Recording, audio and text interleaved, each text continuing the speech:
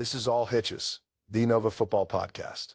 Yo, tune in, lock in, it's the All Hitches show. Dash and Dan on the mic, let the NoVA tales flow. From the booth to the field, we hitch up the truth. All Hitches podcast, drop the beat, here's the proof. Dash and Dan in the cut, bringing heat to the game. All right, welcome back to All Hitches, NoVA's #1 football podcast. This episode today is brought to you by Fairfax Football Academy, best QB training and development in Northern Virginia. Follow on Instagram at Fairfax Football Academy. Tell them Dash and Dan sent you. This episode is also brought to you by Natural Red Catering, a caterer located in Springfield that delivers to all of Northern Virginia. Specialize in slow-cooked Southern barbecue, tons of cuisine. They do pregame, postgame, homecoming, prom, you name it, they do it. They will also be doing the big smoked turkey giveaway for the region championship games that we'll be attending. We're going to go over that very soon, very soon. So check out Natural Red Catering today. And finally, a little bit different today, our playoff round 1 players of the week segment are brought to you by Team DDA. They've led the Northern Virginia real estate market for over 36 years. They build relationships, deliver results. Contact them today at teamdda.com. Tell them Dash and Dan sent you. All right. Coach Mesa, happy Sunday, buddy. Yeah, it's a fall day out there today, man. It is windy all over the place. My tree has gotten rid of all its leaves, so I can finally do my last, getting rid of the leaves off the lawn. So definitely blowing those leaves around, right? Yeah. Blowing some of that mold around too, though. If you have allergies, you got to watch out for that. Yeah.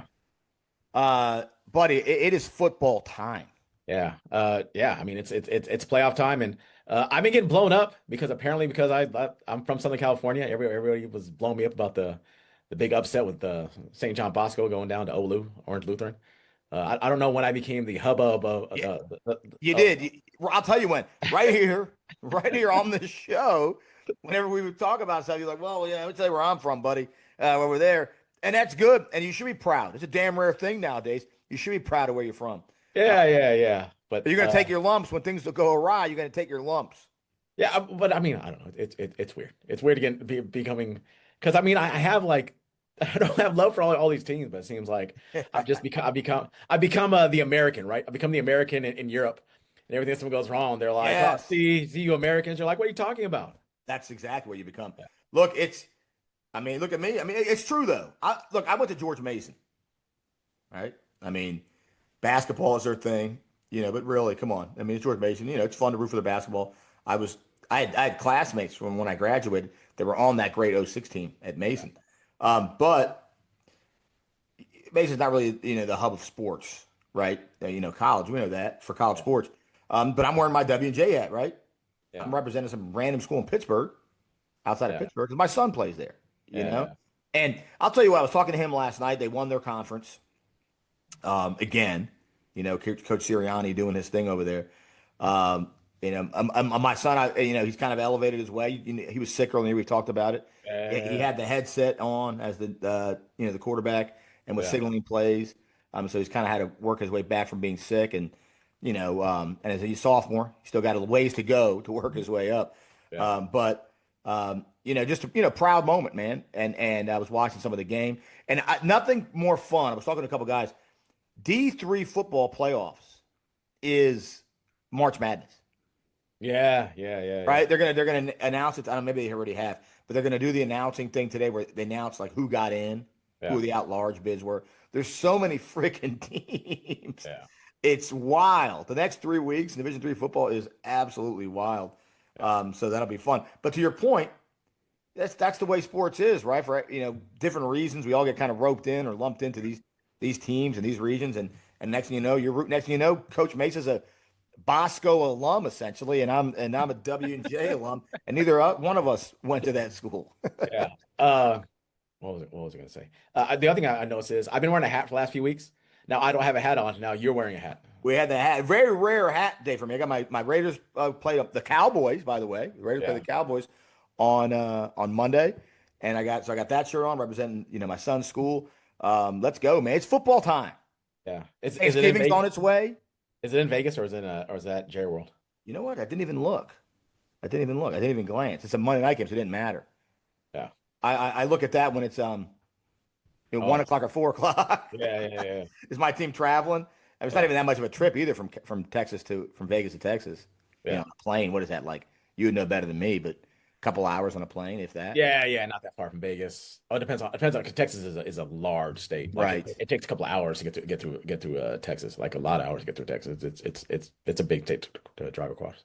But it really is. It's and you talk about natural red catering with the smoked turkey. I mean, this is John Madden time of year, Mesa. Yeah, Right? for sure. Yeah. John Facenda time of year. Right, it is. The autumn wind. Blowing The autumn the wind. leaf The autumn wind blowing. is a Raider. Yes. This is it. And not that much longer in technically autumn, right? And we only got is it December? December We got like a 21st? month. We got a little over a month. That's We got about a 5 month. got So we got to about- enjoy this month of just hard nose. Although, and like we said on the live show on Friday night, it is windy, but it's warm. It's and, really warm. And I don't know what's going on. I got up this morning to go to mass, and I was like, oh my God, it's like 63 degrees outside. It was like at 6:30 in the morning. Yeah, I don't know what's happening with this weather. Yeah. And there are a lot of teams that are That are- celebrating this weather, and there are some teams that are like, "Where the hell is the bad weather?" Are they sacrificing things to the weather god to make sure that Yes. it's nice weather outside? No doubt about it. Well, look, we're talking football, so let's get into before we get into the actual nitty gritty of the games. We're going to do things a little bit different, like we said earlier. We're going to name our players of the week for each game as we do the highlights of each game. Yeah. So we have a little time here to talk about. And there's only one game that had no updates in the highlights for the match preps highlights. But it did have some updates. It's the Battlefield game, right? Yeah. So it's the Battlefield versus Forest Park. Forest Park, yeah. And let's talk about, and we've gotten people writing us. You Yeah. guys are going to address this on the show. And so let's address the big elephant in the room there. Well, a quick recap. Battlefield won. The final score was I just had it. The final score of that game was where are we at? They won by 4. Actually, they didn't win. They won by 4. Really close game. And again, Region B being maybe the most competitive region in the whole region. Hard fought game. A 2 versus 7, a 4-point win for a 2 versus 7 is really unheard of. It was back and forth. Battlefield kind of staved off at the very end, but there was some major controversy at some time during, I believe, the second half. It was third quarter. Yes, it was third quarter. The Chain Gang had mics on. They had and they were wired mics. They weren't even wireless mics, because why would you have wireless mics in 2025? They're old guys. We'll get into this in a They second. are. I got my theory. Go ahead. They are. And so at first they had them put them in the plastic bags, like they're taking a standardized test, like they're going to take the SATs. And then That's what it teacher, looked like. as a teacher, I appreciate that. And then shortly after, they were removed by security.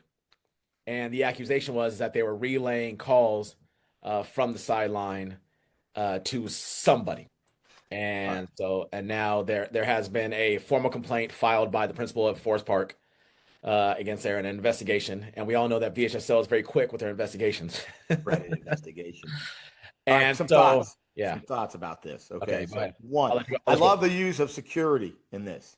Yes. So Jack Tunney called for security to come down, and then the assistant AP is security, right? Yeah. The visual of someone wasn't watching, and they hear security came down and walked them out. You imagine like dudes with like guns and like walking them down, but instead it was like the cafeteria monitor came down and escorted them out. Yeah. But it looked bad though. They were getting walked out all together at the same time, and I'm sure that drew a lot of that raised a lot of eyebrows, right? Because they're being pelted with tomatoes and stuff right on the way out. Now look, so here's my theory on it. okay, Here's my theory. And I feel like I'm usually right about this stuff. I don't have my Kreskin hat, my Karnak hat handy, but I usually feel like I'm right about this stuff. I got a good vibe for this, and I think it's this. And I don't know. I've known nothing. Like Sergeant Schultz, I know nothing. I hear nothing. I see nothing. But I imagine. No, actually, I've had a few people reach out to me and say that they know these guys. They know some of these guys, some of the Chain Gang, and these guys are straight arrow Gennaros. yeah, Okay, Straight Air Generics. These guys live and breathe it. They do chain gang all the time. Yeah. Okay. Or at least several of them do. So my theory is these guys live and breathe it. We know there's certain schools that have the chain. Yeah. They don't need to freaking beg the way some of the other schools do. Hey, hey, what parents are please going to do this today? Yeah. No, not these. Not schools like Battlefield. Right. There's a long list waiting of parents who pass it down from generation to generation. Right. It's a badge of honor.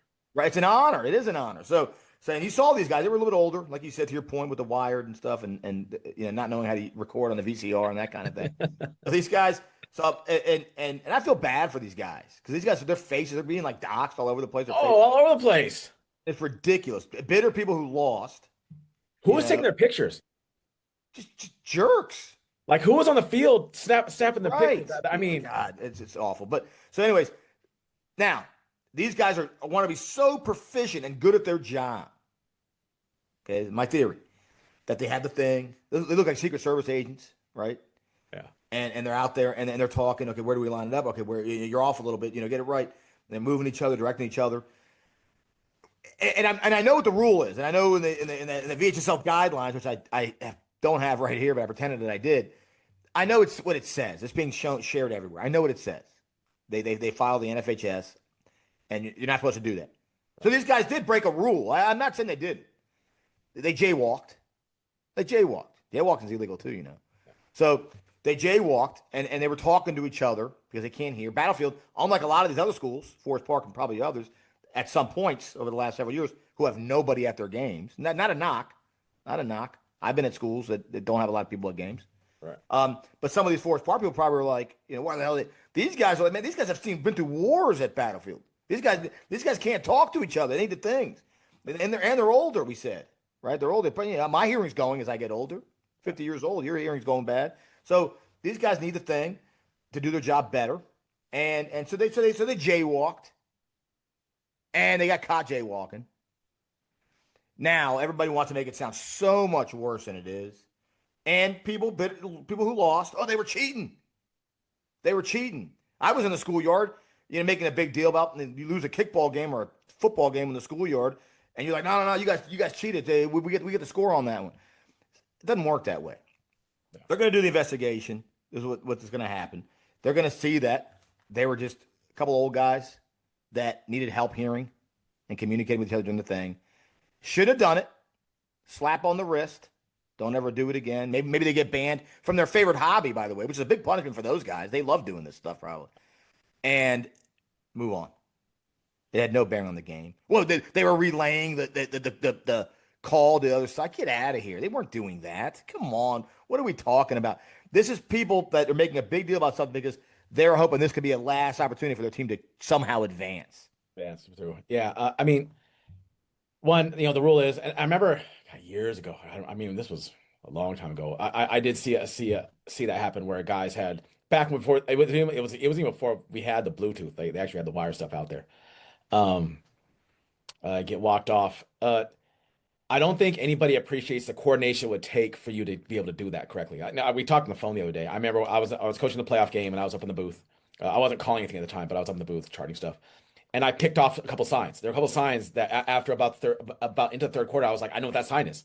When they make that sign, I knew what the play was. It was counter. I knew it. I did it. I tested it twice, and I was like, it was good. But to relay that, for me to see it, to relay it down the ground, and for them to get that call instantaneously, and to be able to make the correct defensive adjustment to call the defense they need to defend counter is really hard. It's really difficult to do for you to verbalize it, say it, for the guy to hear it, then to change, because he has to make a play call anyway. He's got to make a play call before they do it, right? I mean, you can try to wait until the play is called. So I think people don't appreciate the amount of coordination it would take for you to be able to get that done. Now I know. Now here's the other thing is that the thing that happened at Michigan, right? The guy, the sign stealer at Michigan who got caught. You know what I'm talking about, right? Right.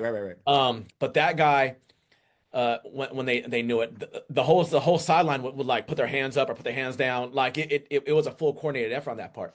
I don't know if at high school you could get that kind of coordinated effort. Could have happened, sure. I'm not saying that it couldn't, and I don't want to completely absolve and say, oh, there's no way. It could have been, There could be. Secondly, it's pretty easy to tell who they're talking to because you could be like, well, just show me your phone and show me who you're calling, and then you could see who the number was, and then you could just do it from there. Now they could have erased it. Who knows? Uh, Well, they did erase it on the spot, though. no, what I'm saying is you can just look at the phone and be like, well, he was That's what I talking to. mean. So, like in that moment, they wouldn't have erased because everyone would have seen them erasing it. So, Yeah, in that moment, maybe when they walked them out, hopefully, like someone, the AD or so, I don't know. We don't know what happened when they got walked off. yeah, Ideally, like if it was me, I'm just saying, if it was me, I'm a regular guy, man of the people, right? Regular person. If I'm outside and I'm getting walked out, and the AD's like, man, what are you guys doing? I'd be like, dude, look at my phone. yeah. Like you walked me the whole way from the thing to here. Right. I haven't done anything. So hopefully that was done on the spot. Now the other thing we don't know is how did somebody get alerted the fact that they were talking to somebody? Well, I think people saw it. I think people on the Well, it would have to have been a coach on the sideline because there's they did. I think that's what I one read. guy. I don't have a hood on. Oddly enough, had his hood up. The one guy had his hood up, but he had the wire sticking into his thing. So I mean, I don't know. You don't know if somebody heard something or if No, the coaches heard something. The coaches saw it and heard it and reported it. And that's what. yeah, That's what I read. or so somebody was like, especially when you're losing, right? You look to the sideline, you're like, hey, why does that guy have a wire in his ear? And then all of a sudden, the conspiracy starts Right. going. So, but I don't imagine that anything's going to come of this. No. To your point, though, I agree with you. We don't know, and because I just gave my thoughts on it. Yeah. Nothing I said was fact. Yeah. It's my theory. The same way that people think he cheated. That's their theory on it. Yeah. And that's their theory. They're entitled to that. I just don't think that's what happened. Based off of just the eyeball test. But we don't, and I think to the greater point of it all, we don't know. Right. And there might not be a way to find out, honestly. Yeah. And if there's not a way to find out, that's when you start wondering. Because I saw the video, someone it's all over the the inner tube, and everyone is pointing out the NFHS VHSL rule on that. I didn't see a punishment. I don't know if you saw that. Someone had it all. It was all listed, and it says you cannot have the thing and all that stuff when you're doing this with the chain gang. It didn't say if found. They didn't list that. No, So, because what's going to happen is what you said. Those guys will be like, you can never do this ever again. Right. And now they'll be sad because they can't be. Yeah, because they're lifers and they like doing this stuff. They like doing it. So we all know, and here's the thing: whether you're Forest Park or you're Battlefield or anywhere else, we all know the old guys like that somewhere that love this stuff and live for this stuff. So that's a bummer for them. I just don't. Something just tells me, the eyeball test tells me that this was not some organized, grassy knoll scheme that was going on here. That's just the eyeball test on it. Now who knows? Yeah.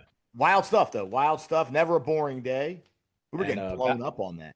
And Battlefield moves on. And we didn't know our player of the game of that game. We'll get to that in a second. We'll get to that. Okay.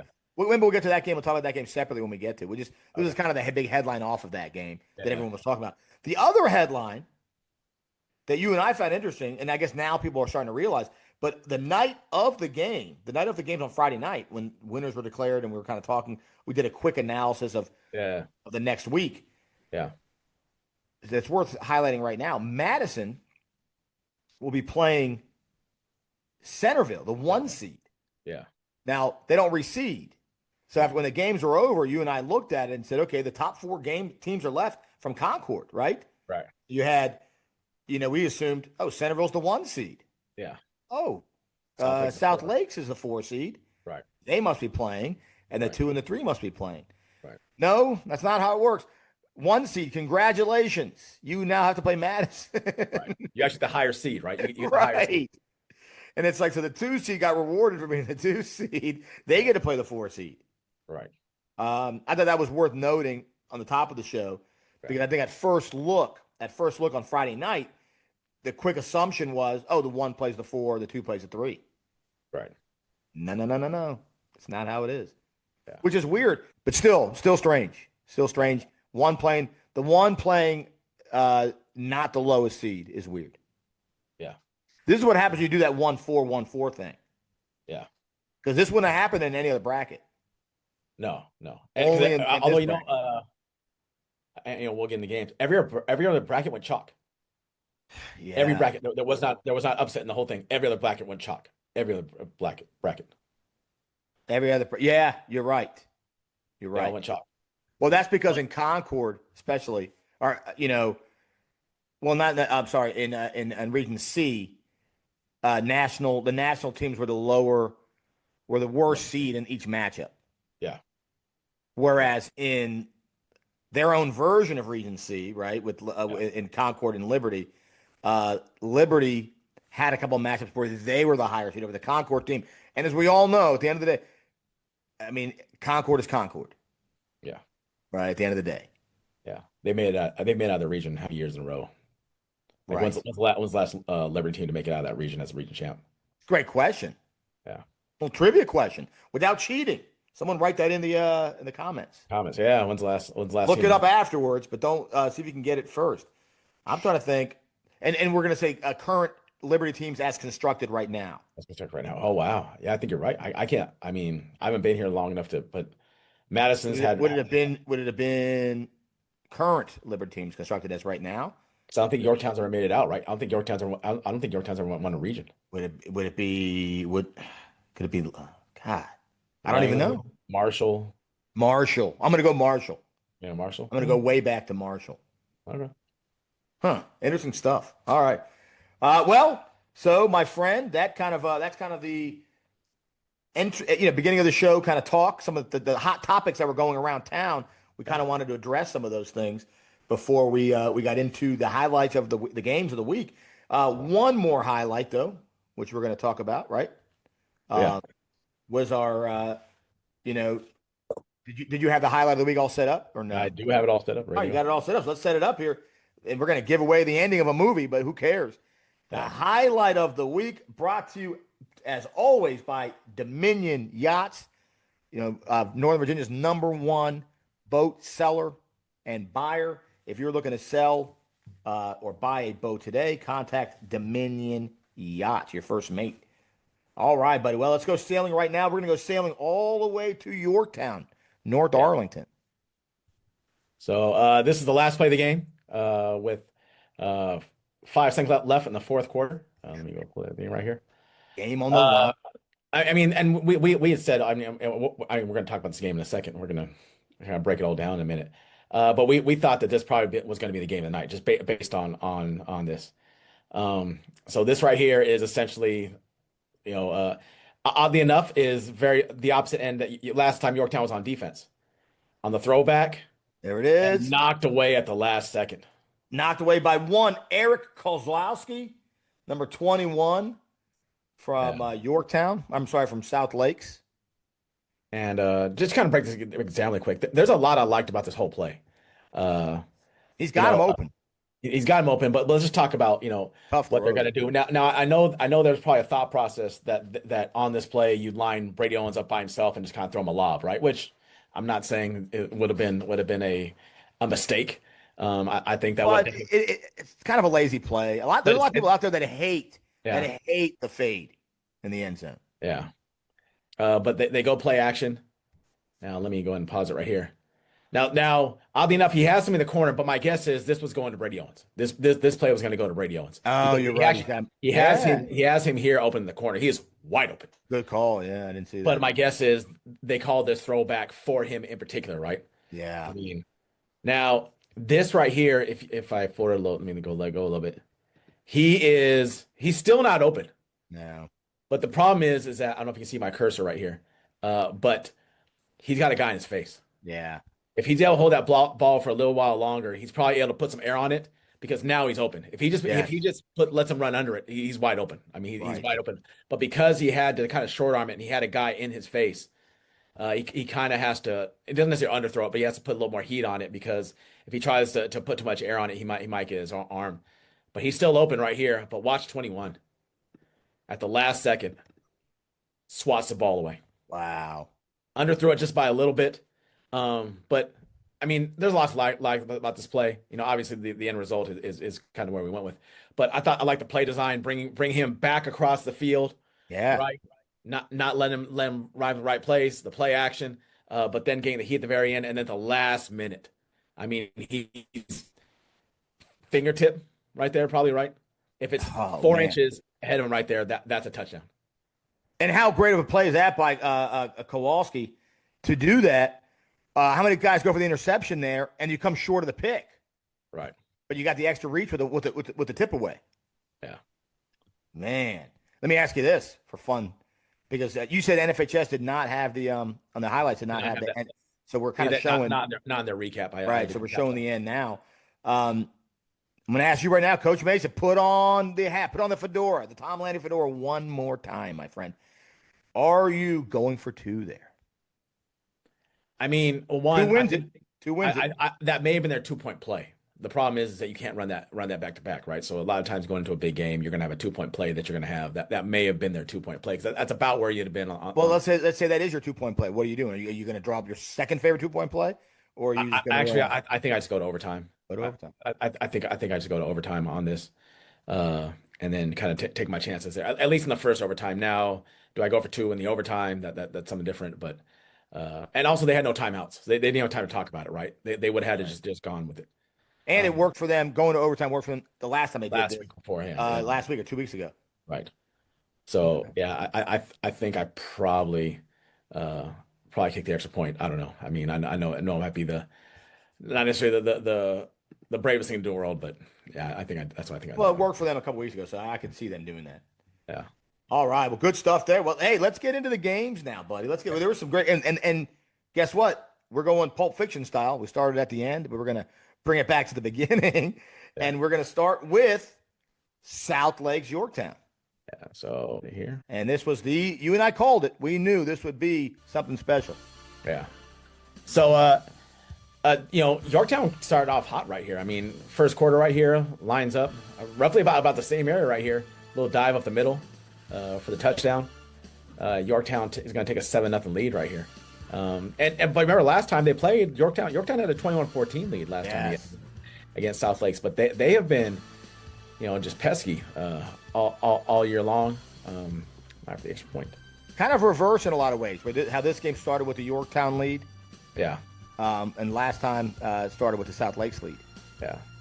Now Yorktown has a 10-0 lead, near the end of the first quarter. But South Lakes is able to get a touchdown, get themselves on the board, cuts the lead to a 3-point game here in the first, about 51 seconds left to go.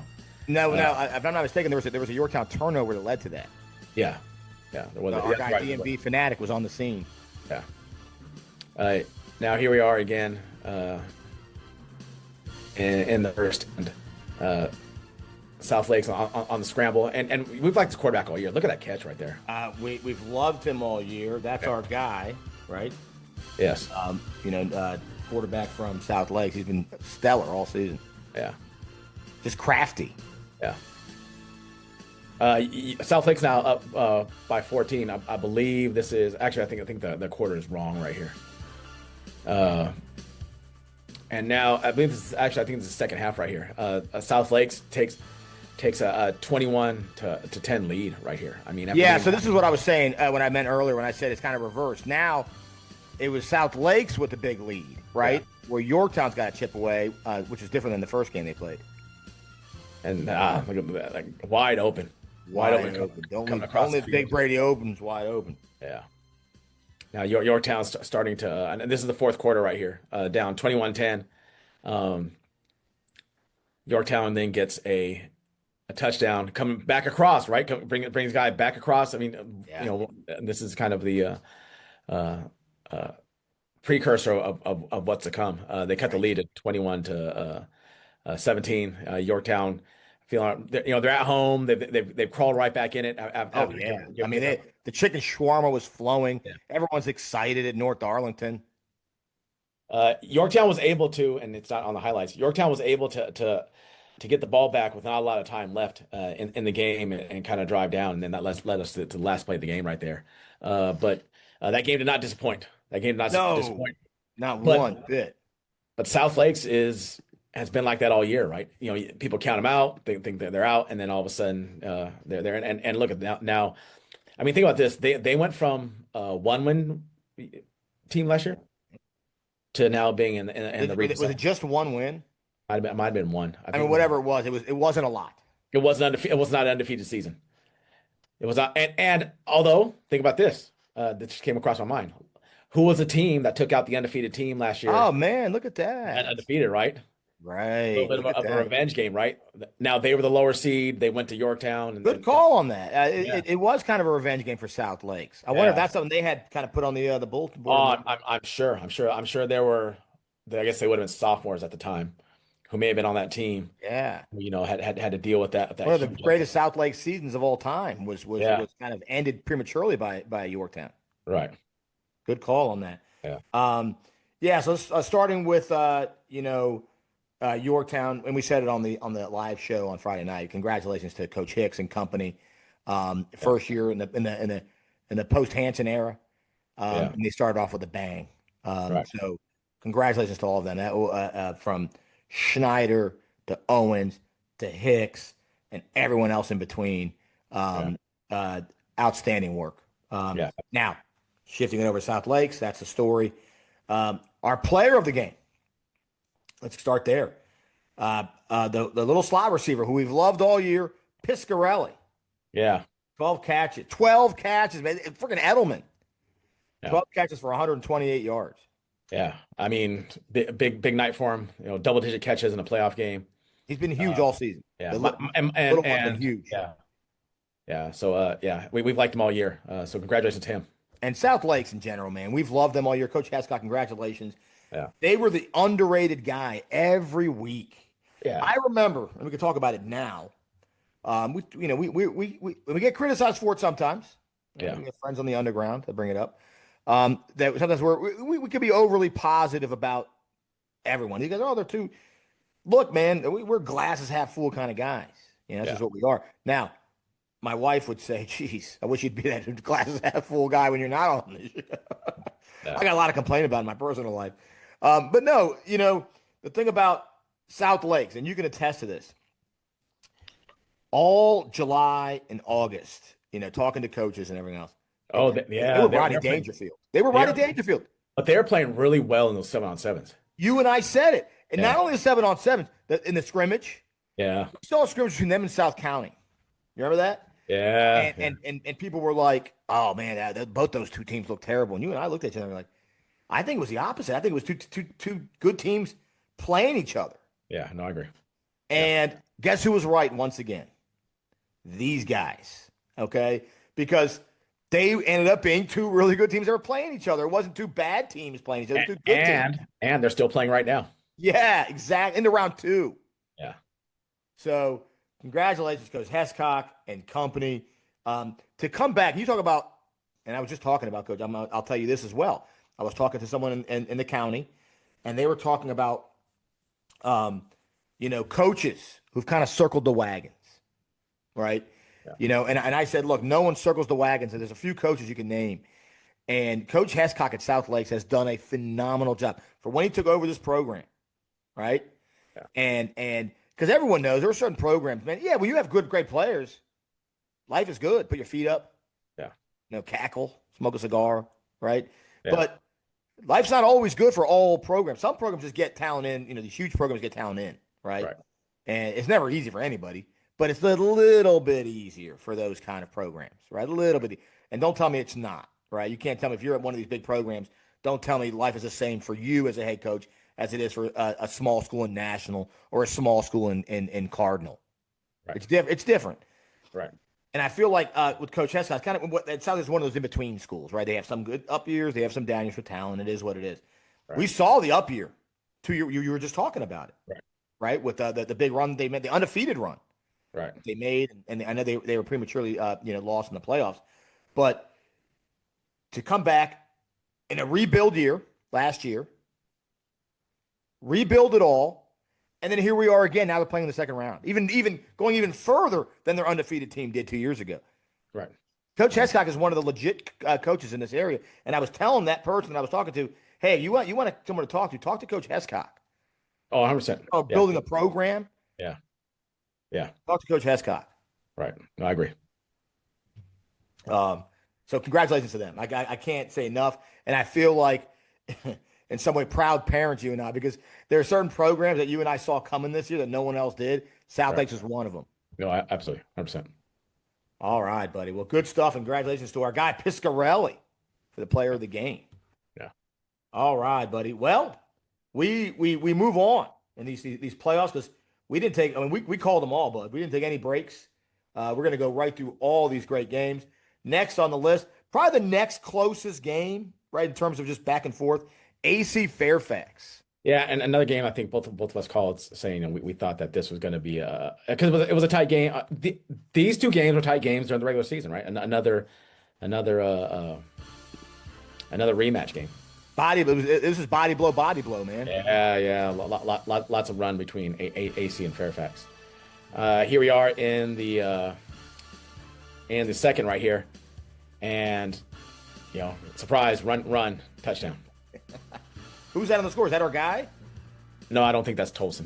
I do not think. So is that's number 6? Is that Baker? No, it was not. It was 37. Okay, I couldn't tell. Yeah, it was big 37. run. That's what Fairfax does. Yeah. Yeah. So I mean, big run. I mean, they do a great job running the football over at Fairfax. Kind of where they're built, right? They're built for defense and running the football, running the double wing. Let's team run the double wing nowadays. Yeah, you're right. A lot of teams we see run the double wing. Run the ball, stop the run. Run the ball, stop the run. Yeah. But it's really interesting that I don't think an extra point got made in the whole game. Right here. Very interesting. But surprise, AC and Fairfax, we get another run right here, powers right through, and that's pretty impressive run right there because we know how good Fairfax is. Yes. On their defensive line. But actually, this actually I take it back that this extra point does get made. The extra point does get made. I'm sorry, it does not. No, it does not. It did not. Yeah. But here goes good old Baker Morris right here. There he is. 10-yard run. That one thing you and I noticed, Mason, in this game with Baker Morris, there was an interchanging quarterbacks in this game. Yeah. Probably. God, look how big Fairfax is. But that was big on a 4th and 2. But AC, because you have to play the run so much, you get a little play action. Look at that, wide open, and then gone for a touchdown. Yeah, they got speed over there, buddy. Yeah, they got a freshman. I don't know if that's him, but I can't see the number. But there's a freshman over there playing, and he's tearing it up. Yeah. So here goes. I think we'll get away from the replay here. Now here on the fourth quarter, right here, with on a 2nd and goal. I'm sorry, 2nd and 2 from they still got a first down. There's Tolson though. There's Tolson on the touchdown. Not Tolson. Not Tolson. Yeah. But they got themselves a touchdown in. Tolson's the defensive player of the year. Yeah. I'm off it a little bit. But I do see our guy Baker Morris Falcon blocking. Yeah, he's a tough son of a gun. Yeah. So they end up winning the game, 18-12. Yeah. So I mean, back and forth game that put the game on ice. AC, great season for AC, man. Yeah.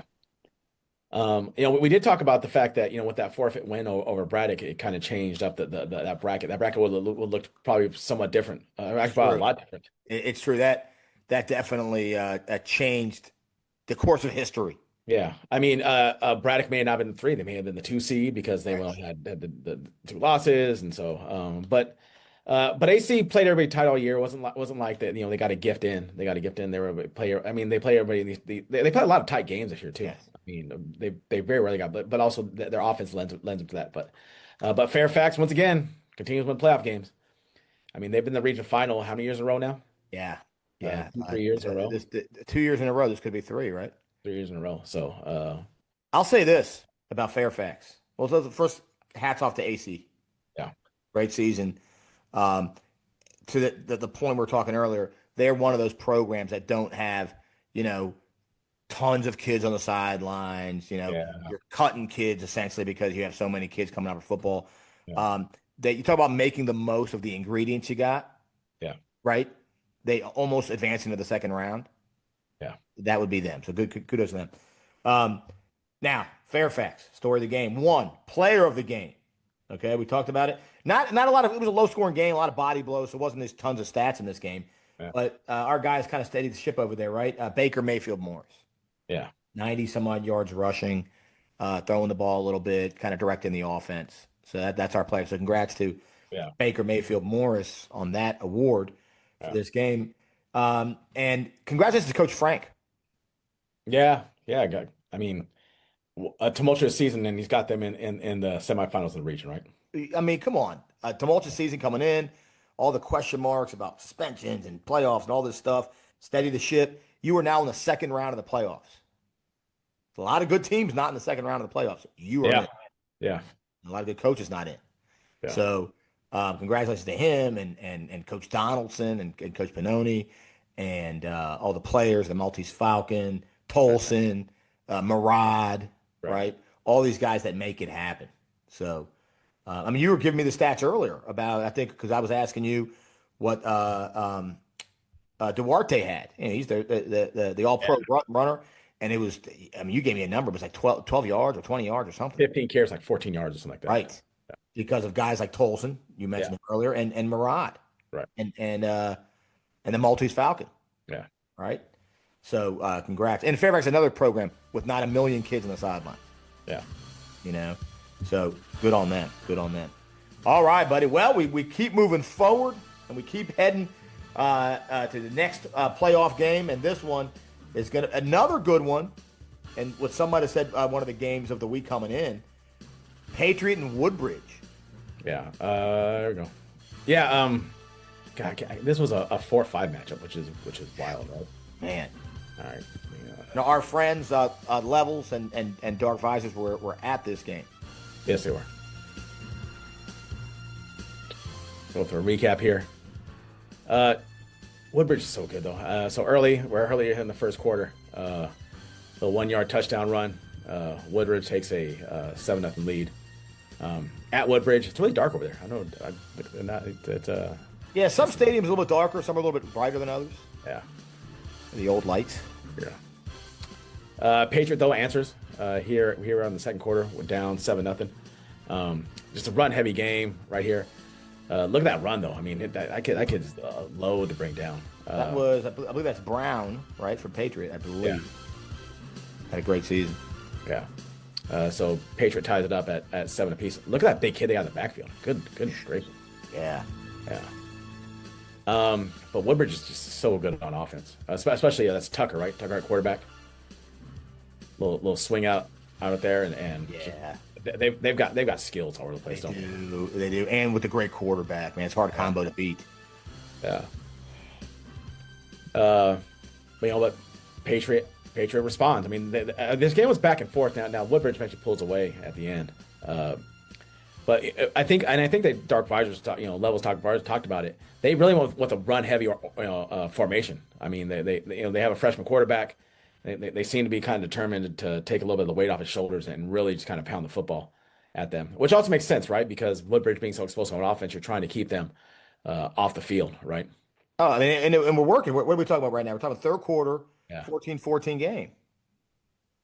1 of 3 touchdowns on the night for Caleb Tucker right there. I'm curious if he's going to play anywhere next year. I mean, he's a senior. I'm curious if he has Absolute stud. any options over here. Here we are late in the game. Woodbridge up 33-21. God, I mean, he just slings it off his back foot. I mean, look at that throw. Man. Off his back foot. I mean, he can just put the ball out there. Now I was looking at Max Preps. They have Vinny Hill listed as a junior. Is that right? Yeah, I didn't know he was a junior. Interesting. Yeah. And I think this is his 3rd touchdown on the night. It's still a 2-score game, but this pretty much kind of ices the game right here. Yeah, because we're still in the third quarter, No, this is the 4th quarter right here. Is it fourth? Oh, you're right. Yeah, It is fourth. The 4th quarter right here. Oh, you're right. But I mean, he can definitely sling it. I'm curious. I'm curious his measurables wise. I wonder if that might be keeping him from possibly getting any. We haven't heard. I'm sure Carl might be able to let us know if he has any offers. But well, the offer game is just. We were talking about this, right? You and I were talking this on Friday night. Talking about it last week. Talking about it every week. With all these good players not getting offers anywhere. I don't just mean when I say offers. Forget about. We're not even talking about Division I anymore. Yeah. We mean anywhere. Because the game has changed, and it's BS for high school kids. It's BS. So there's some great players who are not getting offers. That's why we laugh when we see guys who are, oh yeah, okay, not bad players who are saying, well, I might be playing Division I. I'm not sure. I'm like, stop. There are some really good players out there that we know of who have not got any offers. I don't want to hear from Al Bundy telling war stories about his days of getting offers. Stop that. Right. Going to this game, start with Patriot. Look, another job well. No one saw this. They had a great season. They were Well, so young. they did not start off with a great season. They were Right. struggling big Yes, time. that's what I'm saying. Started off rough, right? Young in so many key spots. Yeah. I mean, they graduated a lot of great players last year. Right. Great quarterback, great running back. Yeah. Kudos to the run that they made. You got to give them some love there. Our guys, Levels and Darth Rogers, did say that they and you and I said it during the game too, when they told us that they're right now they're kind of playing a more conservative attack in this game. They're going to have to open that up next year. I get it with the freshman. Yeah. I get it. It's a freshman, and he played well. They lost like one game all year with him as a starting QB. Yeah. Kudos to him, to young Anthony. But this offseason is a big development year for him, right? Because that's someone essentially when you do that, and you're playing as a freshman like that, you're advanced. So you're almost expecting like junior level production as a sophomore. Right. I mean, and then senior level production from a junior, and that's the whole point. Senior year, you're expecting, Dan Marino. Right. I mean, essentially, right? So like that's the whole point of getting a guy started, the early acceleration, I guess you could say, right, of a player playing freshman year, because you see the talent in him, and it was there. But they can't hide him next year, and they shouldn't want to hide him next year. Right. They should just let him shine the next 3 years. But so kudos to them, great stuff from Patriot this year. Now the story, and you've been high on him all year, buddy. Go ahead, talk about Woodbridge a little bit, because you are Mr. Woodbridge. Mr. Woodbridge. I know they've been number one on here all year. They're explosive on offense, they're physical on defense. And it kind of showed, right? They kind of pulled away from a really good Patriot team. But I guess looking forward, right? Next week is the test. Next week is a test against the team that some people say might be the best team in the state in Colonial. So, but they're just fast, physical. They got everything that you kind of need. And next week they have. And what's crazy is they have to go to Colonial Forge next year in the semifinal, which is wild. That is wild. Such a good team. Such a good season. Yeah. And by the end of the season, you and I both had one had one on his top 10. I had Woodbridge 2 in my top 10. So we both loved Woodbridge. Hats off to Coach Longerbeam. Yeah. Right, and company. Caleb Tucker, Coach Longerbeam. Loses Denari Hill and is able to get himself. I mean, I think this is farther than they got last year. I believe they got knocked out in the first round last year. So, Vinny Hill, right? And little brother, right? Little brother's over there too, right? James Shaw, the younger Hill. I mean, you can go on and on. Lamptey. I mean, if Carl was here, Carl would just go. Camara. You can go on and on with the talent over there. So congratulations to Woodbridge, and we look forward to watching them and see. And I think we say it. We know who the favorite will be. Yeah, know all that. But the old saying, right? You got a quarterback. You got a puncher's chance. Yeah, and that they might have the best quarterback on the field. Maybe. And a lot of people talk about when you talk about games, right? Talk about betting on games and game analysis or any of that kind of stuff, any kind of analysis. Yeah. The one takeaway, a lot of people who do the breakdowns will say, I keep it simple. I think it was Parcells or someone. I keep it simple. I look ahead at when we're talking about two evenly matched teams. Yeah. Who's got the better quarterback? Oh, those guys? I take them. Yeah. That could be one of those matchups. Yeah. Yeah. Big matchup. Looking forward to that for sure. It's gonna be fun. All right. So, player of the game. Speaking of which, the aforementioned Caleb Tucker, right? Yeah. 4 touchdowns. He had one rushing too. 3 touchdown passes, over 200 yards passing. I mean, just killed it. Yeah. Against a great, I'm going to use that word, great Patriot defense. Yeah. A really good. Yeah, absolutely. No, 100%. Right. So congrats to Caleb Tucker and all of Woodbridge. Looking forward to watching you guys play next week. Keep Nova winning. We're not ashamed to admit we're biased on this show. We are biased. We're biased Nova guys. And we want to see Nova win. Nova Plus is good. Like Nova Plus. Start talking about Stafford and those areas. I like and when it comes to playing the beach and all those schools, Nova Yeah. Plus, we're bringing you in the gang. We're putting an arm around you. We're saying Nova Plus, we liked you all along. But right now, Nova, immediate Nova is what. Could Woodbridge? I mean, I'm stealing that from the preview show.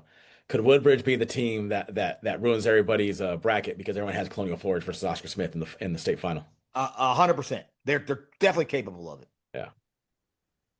And we've talked to a couple friends of ours that might be at that game. They're liking this Woodbridge game as the game. Not decided yet. We're not going to ruin the surprise on who we're talking about. But we have multiple friends. And driving down there on a Friday night to Colonial Forge. Yeah. You better leave early. For the love of the game. The things that people do for the love of the game. And by our breakdown game, we'll know. We'll have answers on who's going where. Don't want to break someone else's news. But good stuff. It's going to be a fun game. All right. Moving on, buddy. Moving on. We've got another good game. Great game through three quarters, especially Madison and Langley. Oh, actually, that's the wrong game. I pulled the wrong one.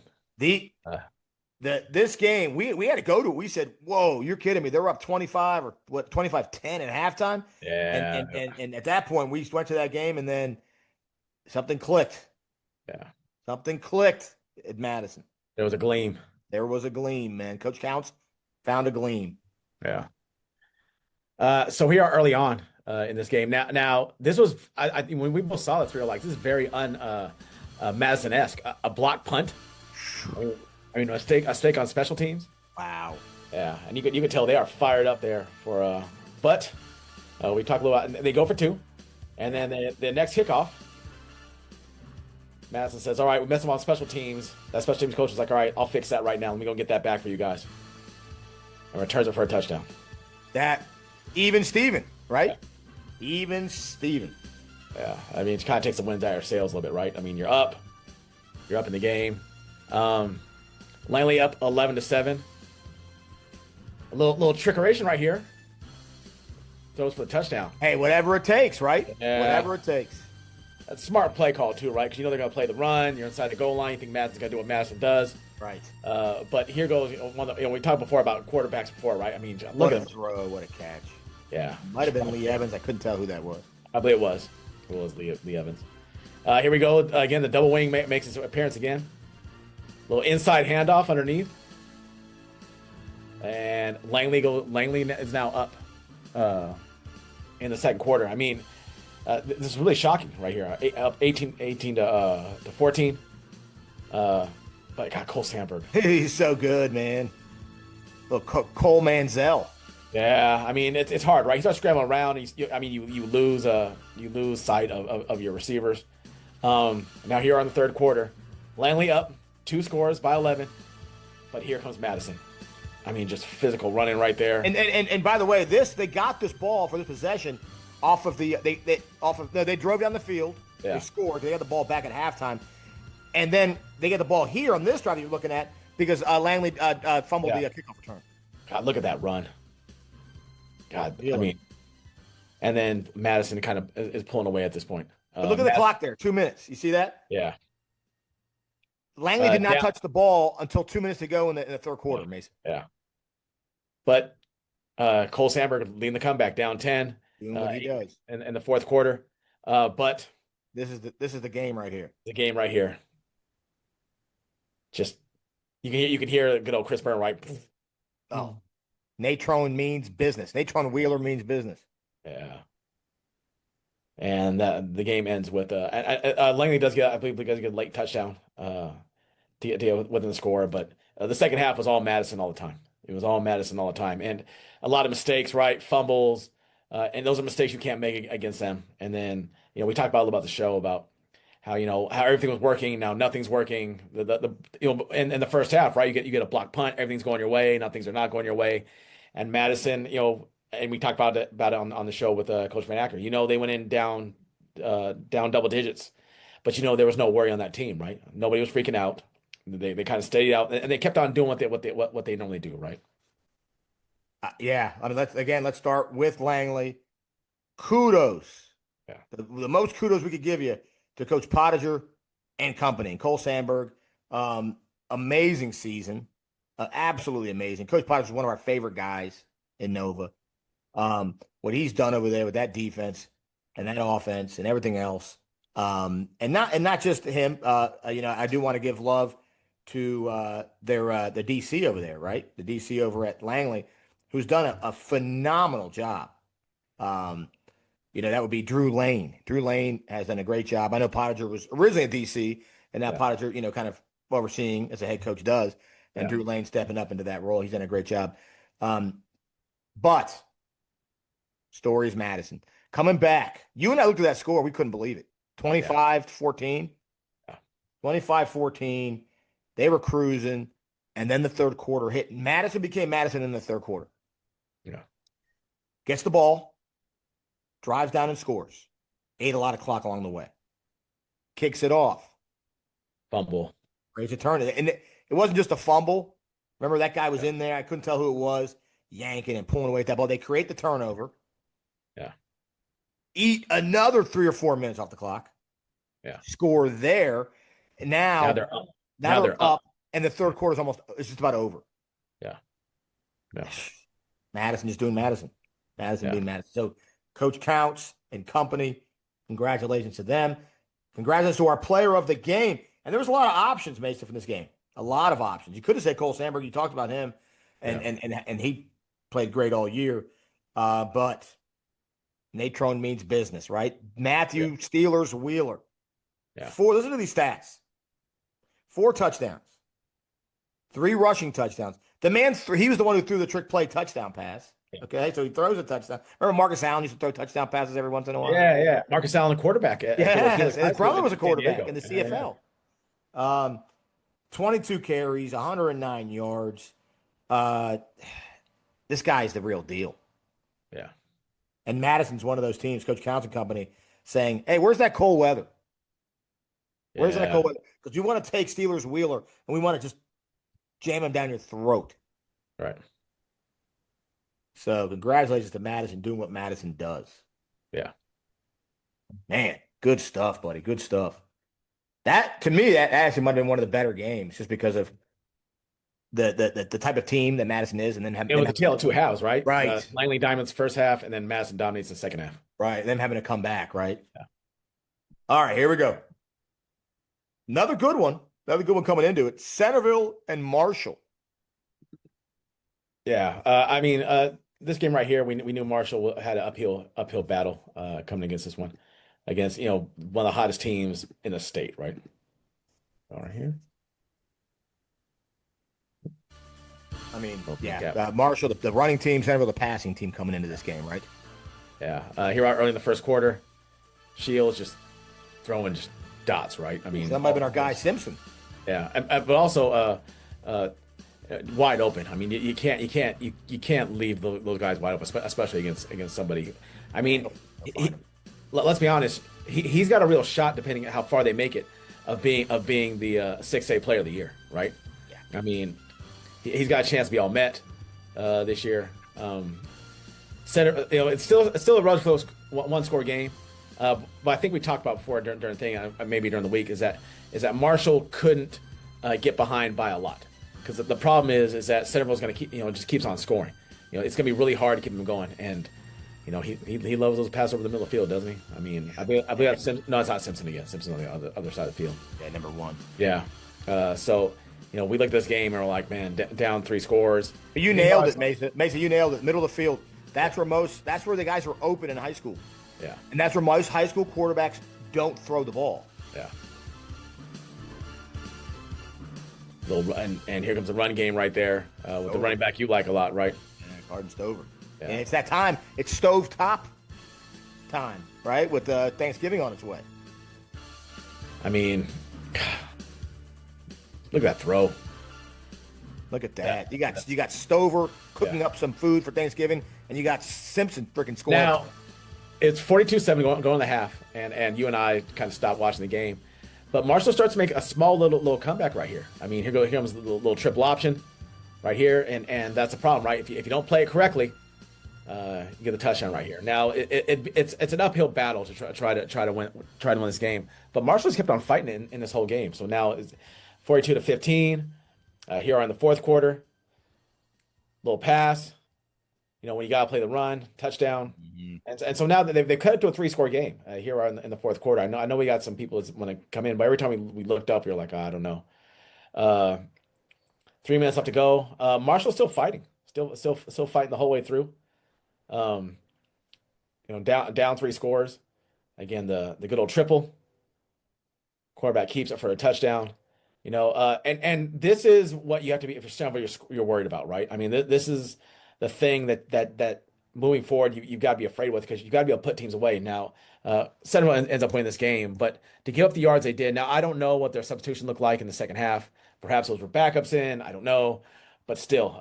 But in the third quarter, those were not backups in, and they were still scoring. So that's the only the concerning thing. I mean, that offense is really good, but you got to get stopped, and you got to stop people on the ground. Yeah, you nailed it. That's the first thing I thought of when I saw that final score. Now I did think, okay, how many, were guys pulled? Right, 3 minutes to go, still up 3 scores. Maybe they're not everybody was in the game. You got some seniors in there who haven't played a whole lot. Maybe some young sophomores. Hey, you guys haven't played, you got some playing time in the big game. But we don't know. Right, Starters could have been in. We just don't know. They would know. But at the end of the day, Marshall ran the ball pretty well against them as a whole, game wise. right. And that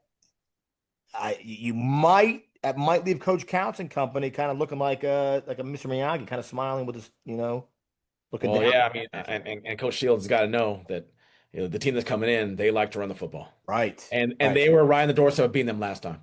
Right. Now, let's start with Marshall here. Marshall, congratulations on a great season. 2 playoff years in a row, Right. back to back. We got that wrong last week, so sorry about that. Yeah. Awesome. Marshall's always fun to watch. You love their offense. I love watching them play. They're tough. They're a tough out, as proof by this game. Right.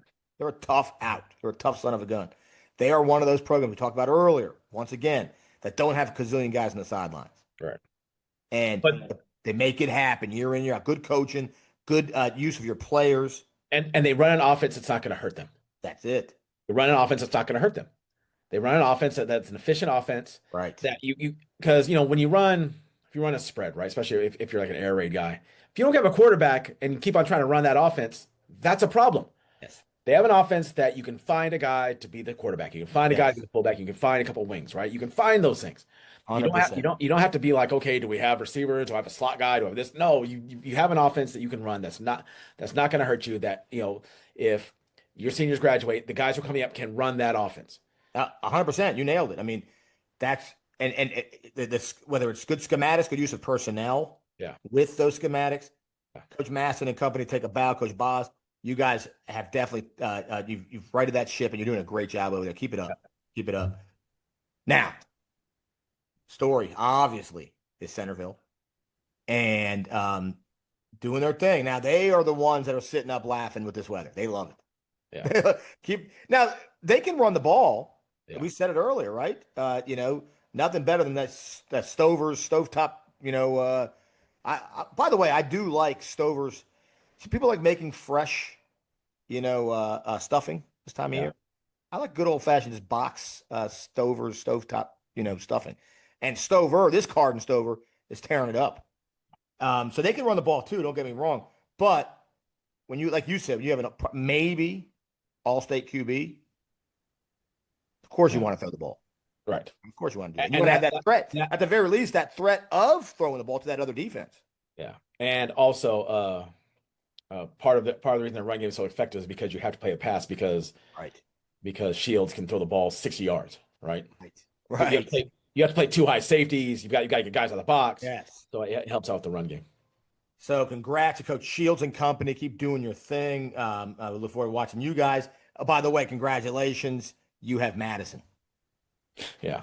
Oof, man. What? That might have been game of the year 2 weeks ago. Right. We get to see it all over again. Holy smokes. Yeah. We'll break that one down next week. I can't wait. Now, player of the game, though.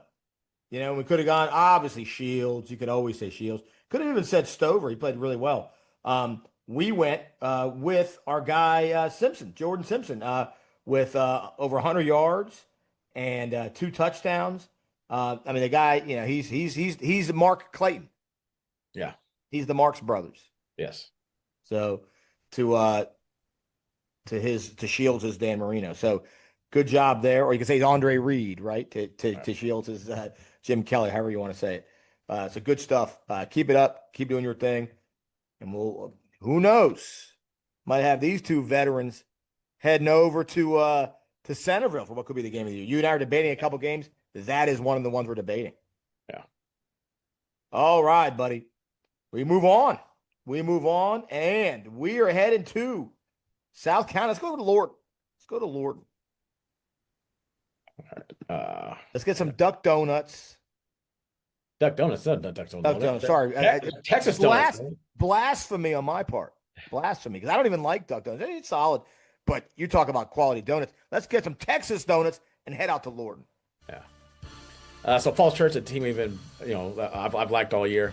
But South County, man, offensively, I mean, here are in the second quarter, 3-0 game though in the second quarter, which I thought I was both impressed with. But Falls Church in a very similar case with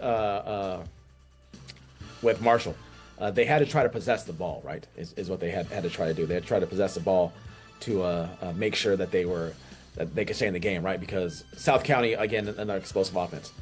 Right. Here are 10-0 with about 3 minutes left to go. And here's an example here, right? A little short pass. They've got some playmakers right here. I mean, look at this guy just rumbling down the sideline. And this is also another issue when you play in the national, and you don't necessarily see this kind of thing all the time. I mean, I don't think it's the worst thing in the world to try. If I'm a national team, I think I'm gonna make the playoffs. Maybe I play, try to find a tough opponent late in the season, right? See if I can find a way to get themselves. It's similar to what Garfield, right? Garfield playing Patriot towards the end of the season. I think maybe that's what I try to do.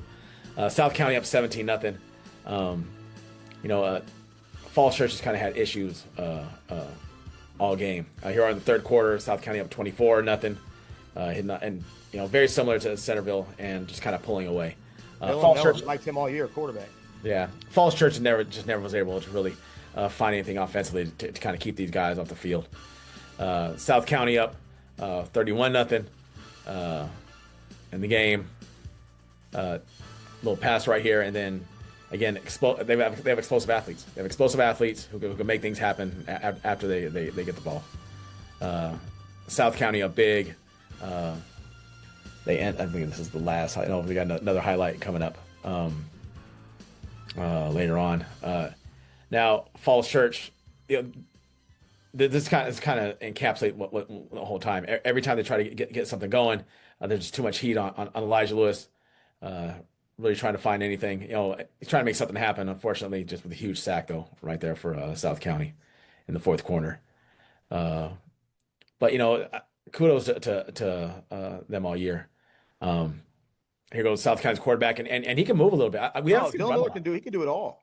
And he's coming back next year, Mason. Yeah. I am surprised he's still in the game though. At this point, kind of surprising. Still in the game. But South County's a huge win. Huge win. I mean, man, Falls Church. I'll let you talk about Falls Church a little bit, Mason, because I know you, Coach Coogan guy. You've been on them all year. What do you got?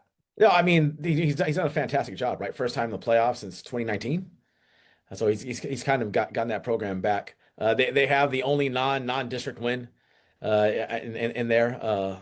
I think, and also he, much like Marshall, is running an offense that's tailored to what he has. He didn't come. I don't think he came in with a necessarily this is the offense I'm going to run. I think he came in with an offense that kind of fits them. So they've done a great job.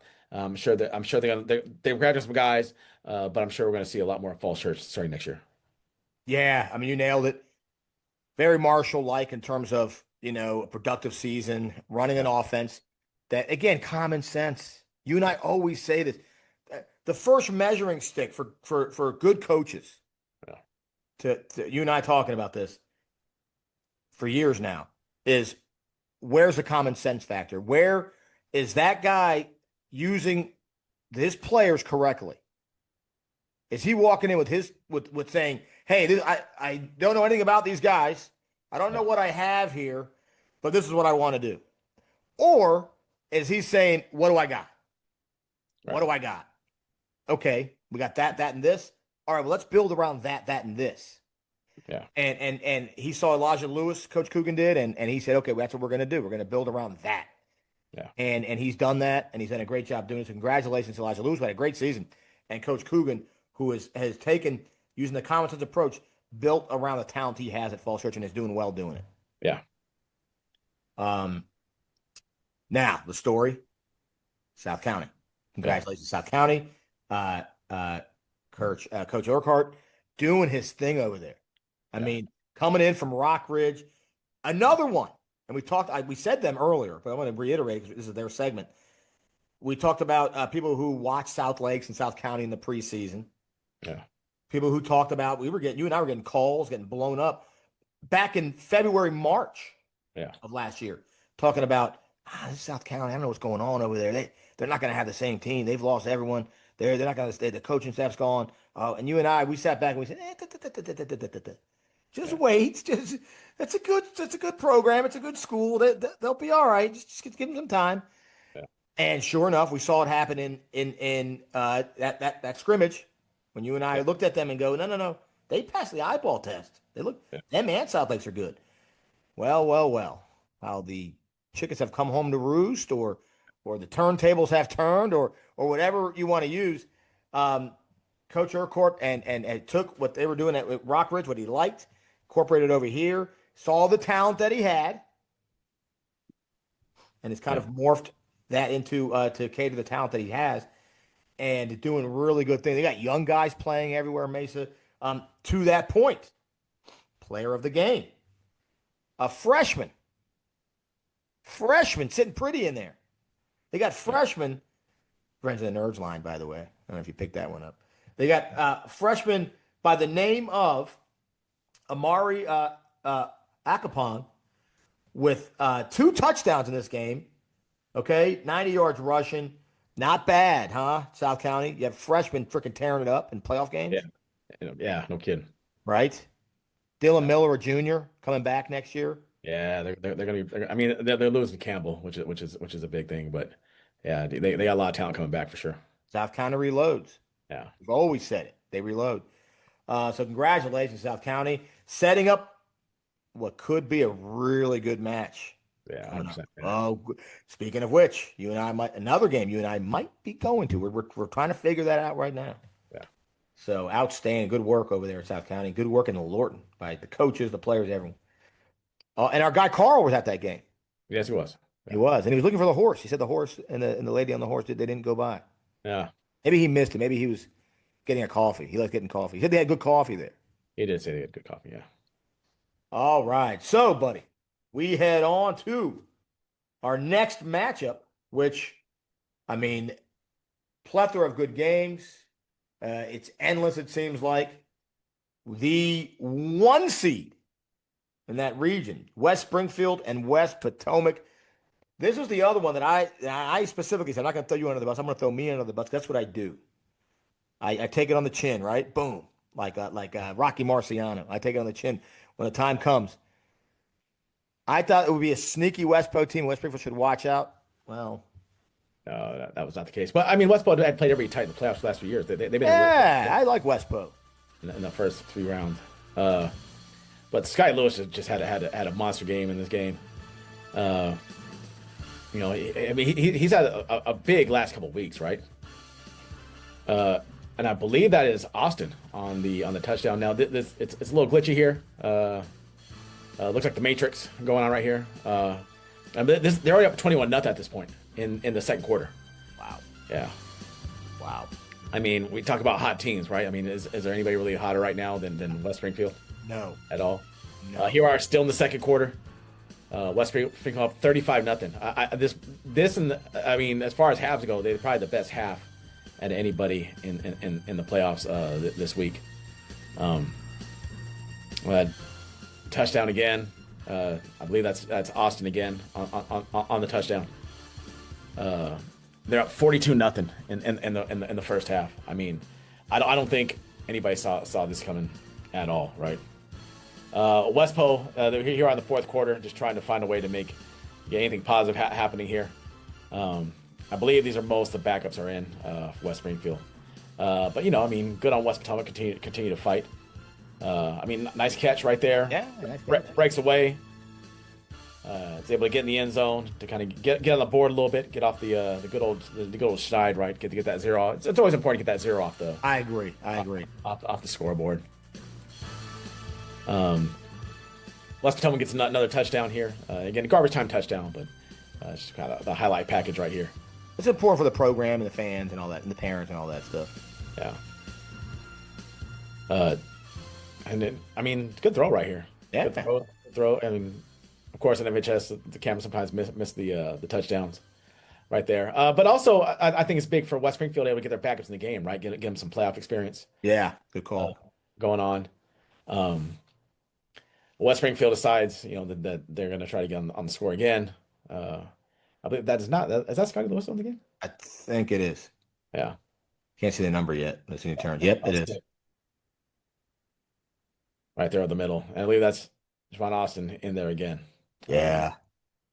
Well, it's about 2 minutes left to go in the fourth quarter to kind of cap off a night. I believe he had a 5-touchdown night that night. By the way, just so you know, you're talking about throwing that ball 42-13 late in the game. Yeah. That's the one that these are rivals, right? These are rivals. They're conference rivals. That's one that's going to be, that famous office meme where he's writing the thing down, writing the notes down. Yeah. He might be writing that. The coaches might be writing that notes down. And who knows what's said during a game or before a game that leads to that kind of stuff, which I think is, hey, look, rivals, if there's any kind of bad, I don't know if there is, I'm just making this up. But if there is any kind of bad blood going into this game, sometimes that's what happens, man. Survival of the fittest, or as they say, fittest of the survival. Yeah. Yeah, so look, start with Westbo.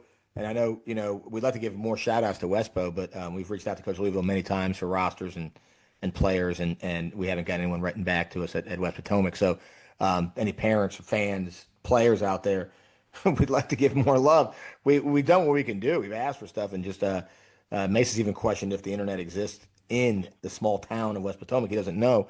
One day they might write back to us, maybe one day. One day. But shout out to Westbo, despite not getting back to us with any information whatsoever. Another hard-fought season, another playoff appearance. So good work by Westbo. Yeah. All right, but the story is kind of like we've been saying. By the way, another thing we're right about, because we're right about so much. West Springfield, we called that at that time an up-and-coming buzzsaw. Yeah. Months ago. Yeah. And months ago, we said, how about West I remember seeing them at the Osborne Park 7-on-7. I was like, ooh, they look really good. And I don't even get all their guys there. I remember watching them, and I was like, they are going to be a problem. And we saw that West Springfield, Centerville kind of maybe, buzzsaw matchup happening That would have to be long the ago. Final. That'd have to be the state final. Well, either way, I'm talking about the ascension of them. Oh, yeah. Taking over their regions. Yeah. Now, again, we got a long way to go till they win those regions. Yeah. But we saw that coming. They're the favorites. Yeah. And we were talking about them before they were the favorites, I guess is my point. Yeah. Now, West Springfield, they are a machine, well-oiled machine. Coach Parker and company, Coach Parkers and company, have them rocking and rolling. The defense is rocking and rolling. So Scotty Lewis, we could have given him player of the game. I mean, he could get it every week.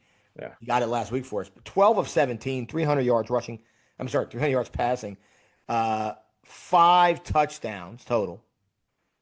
Are you kidding me? Yeah. Big Bello. And you and I said, you got a big tight end, you got a chance. Big Bello, touchdown. Right? He had a rushing touchdown too. Yeah. Killing it. Not the biggest game for our guy Wickham. Kudos to West Potomac trying to shut down the run a little bit. Yeah. But that's the problem with a team like West Springfield. Yeah. Oh, I'm shutting down Wickham. Okay. Scotty Lewis bombs away. Yeah. And then, but player of the game could have gone to a lot of guys. We're going to give it to our guy, Javon Austin. Yeah. Javon Austin with, I got it here, 3 touchdowns, 155 yards receiving, Mason.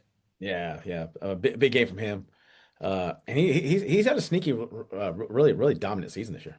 He has, and we used to refer to him, and a lot of people do. You have your older brother who's a dominant player. Yeah. Kai Austin's little brother. Yeah. You're not Kai Austin's little brother anymore, right? Yeah. You're not. Yeah. You're Javon Austin. You're dominating. Keep it up, Javon. Yeah. Good job, man. All right. Well, another great one. And like we said earlier, West Springfield, they'll have a big game next week. They're the one seed, and all eyes on West Springfield out there in that region. All right, buddy. Well, talk about a former number one seed in that region for years. They got used to it. Lake Braddock and Mount Vernon went at it. Yeah, this is well, I guess not the rubber match because it's currently 2-0 Lake Braddock. But Lake Braddock, has something to kind of prove, right? I mean, they're already down to the 3 seed after being at the top seed almost the whole year, right? Right. So this is at Lake Braddock, Mount Vernon's Lake Braddock. Here we are early in the game, and now again, I believe that is that's Rye right there. Yeah. Why ask why? Ask Samurai. Yeah. So he has a big run. I mean, again, trying to take those things in, but Mount Vernon can score. I mean, We know that's that. Joey. Why am I losing the name? Joey Lee. Joey Lee right there with a touchdown. Mount Vernon can play. I mean, they play well most year. But we talked a little about in the West Springfield game that they're running Ty Jackson a lot more. I feel like he's really being involved a lot more at the run game, and he's a load, man. He's I mean, we stood next to him at the Oakton 7-on-7. He's a big kid. Yeah. He's a big kid. And he's he's not slow. He can run a little bit. Little scramble right here for a touchdown. I mean, just look how much he towers over those other kids. Speaking of which, and they got the Harlem Heat jerseys on, by the way. They got their Harlem Heat jerseys on right there. Up 14-7 here. I believe this is still in the second quarter. I believe that's a little RPO action, and then you got to make tackles, right? Especially if you're the underdog. That's just it. You got to be able to make tackles, which they are, bring them down. Braddock up 21-7. I believe we're still in the second right here, but here is kind of what Ty Jackson does right here with the big long touchdown passes. I mean, he's such an effective quarterback, isn't he? Oh, yeah. I mean, come on. Yeah. I'm sorry. It was a touchdown run. I'm sorry. I read it wrong. Just a machine. Yeah. I mean, this is part of his 100 yards rushing right here. Again, involved a lot more with the run game right here. And I think it's gonna make them a lot harder to defend moving forward. But here we are with Mount Vernon cut that lead in half, right? Getting down 2 scores. Mount Vernon did not go away. Yeah. Really interesting here, that play call. Not in the shotgun for Lake Braddock on the goal line. I know last year they spent a lot of time in the shotgun and near the goal line. Look, they got a little bit under center. We know Coach Gall coming. They've probably been working on that. Big pass right here for Mount Vernon. Mount Vernon, still trying to fight and stay in this game. And they did. And they really did. But Lake Braddock with the win and moves on to the second round. Well, look, start with Mount Vernon. Coach Holland, take a bow. Yeah. Another one. This is the time of year. This is a tooting your horn time of year, Mesa. Yeah. And you and I got calls. What was it like last in the offseason before the Mount Vernon job was filled with Coach Holland? People were still applying for the job at the time. And people were reaching out to us and they were asking us, they're like, what do you think? What do you think? I'm not a fan of that job. I don't like that job. Should I apply? Good job, man. And you and I told anyone that would listen. Yeah. They got guys over there. That's a good job. You're in a winnable conference. It's a good job. It's a good job. And some listened, some didn't. Coach Holland was not one of those guys that reached out to. We didn't even know Coach Holland then. Yeah. So to make that clear, we met Coach Holland after he took the job. We actually met him at a 7-on-7. Yeah. And we liked him right away. We had him on the show. Great guy. Yeah. And take a bow. Coach Holland, you saw it first and foremost. You saw that was a good job. You took it. You took that leap. A lot of people are scared to take leaps like that. And you took it, and you hit a home run. You had a great season. You guys were a force all year. The Centerville game will be remembered all year. That was a great back-and-forth game. You guys didn't give up in this game.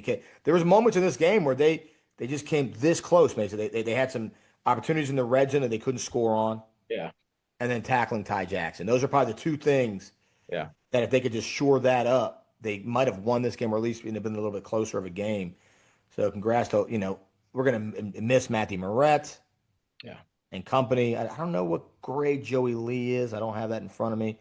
But they got some guys coming back. We know it's a big senior class leaving. Yeah. So, coach, they got the work cut out for them. But there's a lot of talent over there. And he's probably got some excitement going in the hallways, right? There's some kids now who want to play for Mount Vernon. That's it. I was about to say there's young kids that saw that and saw these seniors and said, I want to do that. Yeah. So congratulations. Now, go to Braddock. That's the story here. Congrats, Braddock, and Coach Doc, Coach Gold, Coach Smith, all the guys over there. Love those guys. But around one game, and then they have much bigger aspirations. Right? You brought up a good point with Ty Jackson. I think since Peyton Holmes gone, they've kind of gone to the 1-2 punch of Sam Rye. Why ask why Sam Rye? Mixed in with a lot more Ty. Right. And it's shown to be a formidable 1-2 punch. Right. The issue is going to be, and we'll break this down on the show. I'll just kind of touch on it right now. It's a lot of, he's taking a hit. He's taking a lot of hits. Mason takes a lot of hits. Yeah. So keep an eye on that. But right now, Ty Jackson, and we talk about player of the game, and could have been a few guys. Talk about Sam Rye and others. But Ty Jackson in that game, over 100 yards rushing, 4 touchdowns, on the ground and in the air. 4 touchdowns. And that one where he just barreled in and ran over dudes. Yeah. Come on. Not a lot of guys can do that. Yeah. So, Braddock is starting to kind of hit its rhythm a little bit. They have a big game. The aforementioned South County. Yeah. Well, we get on the breakdown, but for sure. Yeah, that's man. Wow. So congrats to Coach Doc and company. Can't wait to watch you guys next week. And let's get into the next game. We go to one of your favorites all year, Mason. Garfield playing Colonial Forge. That up here? Garfield's had a really good season, but we talked before about the fact that a lot of people think Colonial Forge may be the best team in the whole state, which we have not seen a lot of because again, you're Nova Plus. Nova Plus, we'll call them Nova Plus. Nova Plus. This was at Colonial Forge, as you can tell by the grainy film right here. Little lefty quarterback right here, and just look at that explosion right there. And Garfield is not slow. Yeah, they're not slow. They are not slow. They take a 7-0 lead over Garfield. Actually, no, I'm sorry. It was not. It was they get the ball down there, and he's out. But they kind of run the ball through, and they get a touchdown. We haven't seen a lot of Colonial Forge this year. I'm trying to think. We've seen a game. Have we seen a game with Colonial Forge? Oh, they played Oakton. Yes, they played Oakton. Colonial Forge up 7-0. Look at the size of that back. And just look at him. I mean, hits that hole and goes. I mean, again, Garfield not a slow team, not a physical team, right? We've seen Garfield play pretty physical. I mean, them and Patriot were going at it back and forth. Just was it 2 weeks ago? Right, 2 weeks ago. And for what it's worth, Garfield did hang around for quite a while with this team. But just gets the ball out fast, and then we talked before about you got to be able to tackle. You got to be able to tackle him. Colonial Forge takes a 14-0 lead. And we're in the third quarter here, and it's still relatively close. It's still relatively close with these guys. This is a first and goal from the 23, but watch this throw. I mean, just right over the shoulder, perfect placement. Garfield still trying to hang around, down 4 scores here in the third quarter. They go good old Hamlin right there with a nice little touch pass on the sideline, just trying to find a way to get anything going right on offense. Sometimes you're just trying to find a way at least to get in the end zone right here. Unfortunately, we're not able to score. Colonial Forge up 28-0 here in the fourth quarter with about 7 minutes left. And touchdown right there. Colonial Forge goes up 35-0 in the fourth. Let's see. My last highlight here. But Garfield's, like I talked before with Westpo, just trying to find ways to get something positive going. 35-0 with 4 minutes to go. It would have taken an absolute miracle. But Colonial Forge wins big over Garfield. Yeah, I mean, like you said, we'll start. start watching more Colonial Forge as these playoffs continue. Yeah. Congrats to them and their coaches and their players. Outstanding work. If I'm not mistaken, in that game, talking about Colonial Forge, on our players of the game, did we have it? Yep, we did. They did put in some stats. We had Brock Bringenthal, who had the quarterback for Forge, had 4 touchdowns. Yeah. So congrats to young Brock Brenson Hall, quarterback for four touchdowns. Now Garfield, let's talk about them a little bit because we talked about them a lot in the show and the season. Talk a little about their season, because I know you were a big fan. Yeah. I mean, they were right there. Finished second again in the Cardinal behind a really talented Woodbridge team. I think Troy Hamlin's played really well all year. They had really some talent in the backfield, and they were right there with Patriot. They again, Woodbridge right now is a buzzsaw, but they've had a fantastic season. Congrats to them on back-to-back playoff appearances. Yeah, Coach Edmonds. Yes. Coach Edmonds, outstanding season. So yeah, congrats to Garfield and that whole Garfield community and all those great players that we enjoyed watching for the last, some of them 2, 3, 4 year starters. Yeah. Right. So, and a lot of talent coming back. You talk about some of the talent they have come back. So yeah, that running back they have come back is pretty impressive. So right. No, they're gonna have to reload a little bit. Losing Troy Hamlin's gonna be a big piece, but right. Yeah, we'll see. And LJ Richards. Yeah. But congrats on a great season, Garfield. Keep it up, and we'll see you guys next year. Yeah. All right, buddy. Well, we move on. Only a couple games left of this recap. W&L Westfield, buddy. So maybe one of the upsets of the year, right? Is we got another rematch right here. I mean, coming to this game, yeah, that's what we said. This would be the rematch. This could be a heavy hitting battle. Yeah. But a quality coaching staff like Westfield, it would be really difficult to kind of get them twice. Yeah, it's true. Big touchdown run to kind of start the game, right? 10 minutes in. I mean, if you're W&L, you did not want to see this, right? They were able to hold Westfield's offense down pretty much the whole game, for about a couple quarters last time, and for you to get hit like that early on, is really kind of tough. W&L was able to score, but Westfield is able to get a completion right there as they're moving down. Still the first quarter, tie game. If you're W&L, you're feeling okay. Again, tie game, 14-14. But the ground game, right? That's PJ Sutherland. Yeah. With a huge game for machine lately. Yeah. Westfield takes a 21-14 lead, and for the most part, it was Westfield all night, right? I mean, it was close for a while. I think it's 28-14 at the half. But Westfield right now looked like the better team, didn't they? I mean, they just looked more explosive. They looked more physical. Westfield up 21 right now in the third quarter. But W&L, I mean, they have a good offensive scheme over there. They're able to get chunk plays. Right now they're within 3 scores, trying to go in the third quarter, trying to get it to at least be a 2-score game at the half, which they're able, or in the fourth quarter. But it's that Westfield run game, right? Big touchdown run. It's kind of hard, especially when you're trying to come back and they're going to run the football, and not only running the football, taking time off, but they're going to run the football and getting scores right here again, right? Again, fullback right up the middle. I mean, those are things if you're trying to get a comeback, you just can't have happen, right? Gets them down right there, and I believe Westfield does punch it in again. Westfield up 49-21. And then there goes Sutherland again. I mean, just a gigantic night for him. And oddly enough, they were able to play the run really well last year. I mean, last game, right? I mean, that was part of their win. But it's just kind of Westfield all the way through. Westfield up 56-28, and another run. I believe this is not PJ. I believe this is their backup in right here.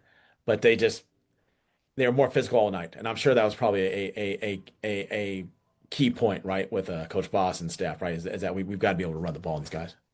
Unbelievable. Yeah. Unbelievable. All right, so W&L, great season again. Shapiro's just done amazing things over there, right, over the last few years.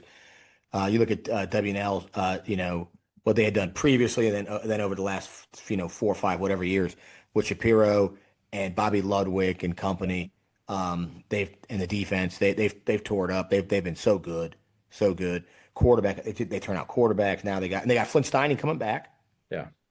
right? Got some great linemen there. They had a great special on the local one of the local channels on their center, Oh yeah, yeah, yeah. right? I mean, good stuff. A lot of good things, a lot of positive takes from W&L. Look forward to watching them next year. Good work, guys.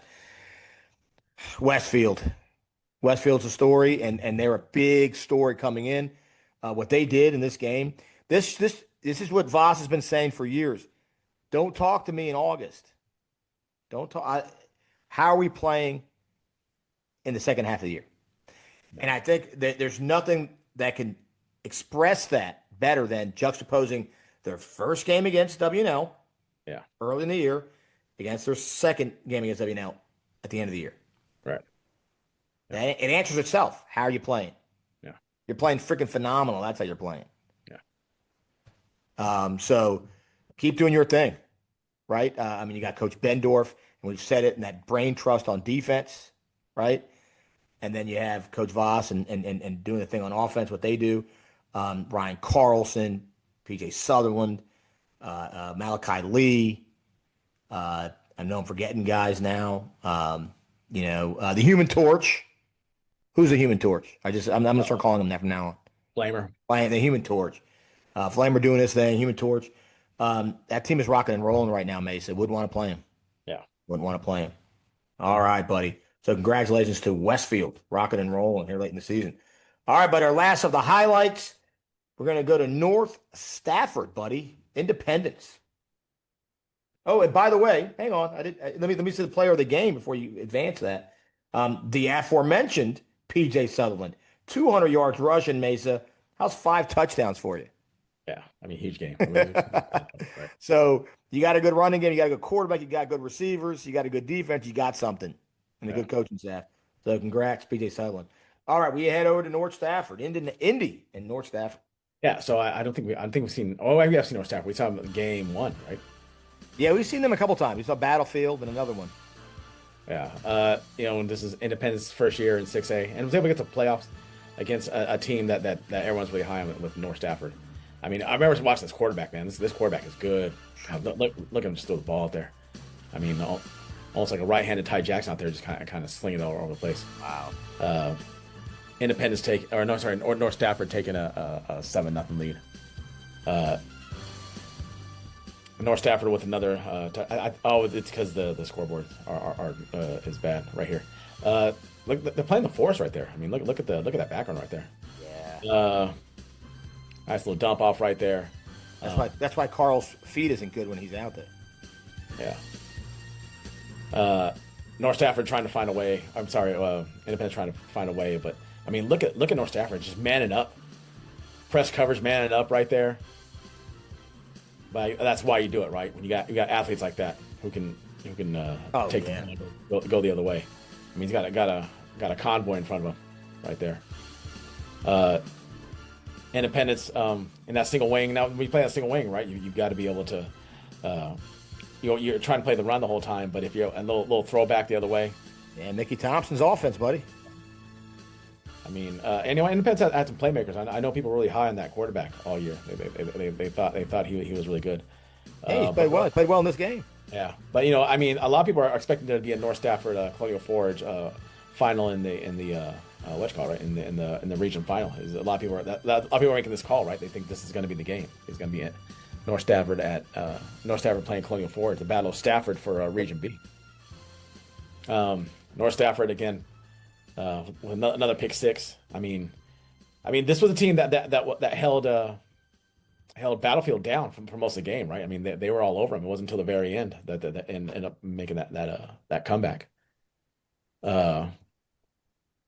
North Stafford again up big later on. Looking to try to put some icing on the cake here with another touchdown. A little inside handoff goes in for the score. North Stafford big over Independence.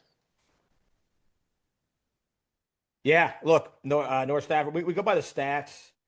and on Max Preps for these coaches out there, put the stats in. North Stafford did not input any stats. Yeah. So our player of the game is an independent player. Independent. He had the quarterback. You mentioned him earlier. He had a good season.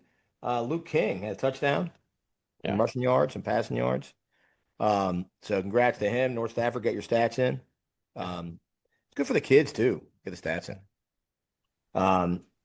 Like I said, I mean, you mentioned the reception earlier. Maybe they put him in, but it didn't go when you hit enter. It didn't go through. A lot of trees out there in North Stafford. Large trees. A lot of trees. But yeah, they're a machine. They're a machine, and we'll see them down the road. Independence, like you said, Mickey Thompson's offense, first year in 6A. They look good. They look good for the first year, and kudos to them. Yeah. All right, buddy. Well, we are all finito, as they say, with a lot of those games. Couple games to kind of point out. LC Bird beat Western Branch. Manchester beat Lansdowne. So those are two of the games down the beach. Okay. Locally, Skyline over in Front Royal beat Meridian. Skyline continued to do great things. Meridian had a great season. Yeah, congratulations on the playoff. Yeah, man. And then LSA lost to Friendship Collegiate. Friendship Collegiate in a close game, 14-18. So great inaugural season for LSA. Yeah. And buddy, that wraps up a show, my friend. Yeah. Long show. 2 hours. Probably the last of the long. I mean, you just like that, boom, karate chop. We just cut all that in half. Yeah. Right. So it's a long show, but it's like the only really long show, and it's the last of them. Yeah. So there is that. And people who like high school ball will enjoy this, and no matter where you live, from North Stafford all the way to Arlington, we got all teams covered. No one else does it. No one else covers talks about everybody. And I've seen it. I've watched a couple of these new podcasts that are out. You know, what do they say? The original is always the best. And imitation is the best form of flattery. Yeah. So all the cliches right there. All the cliches. Yeah, it's going to be fun.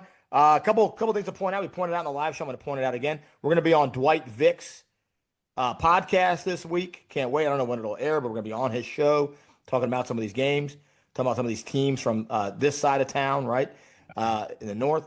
And then we're also going to have the incomparable future Hall of Fame coach D.O. Coach Overton joining us for a show this week. We're going to have him on.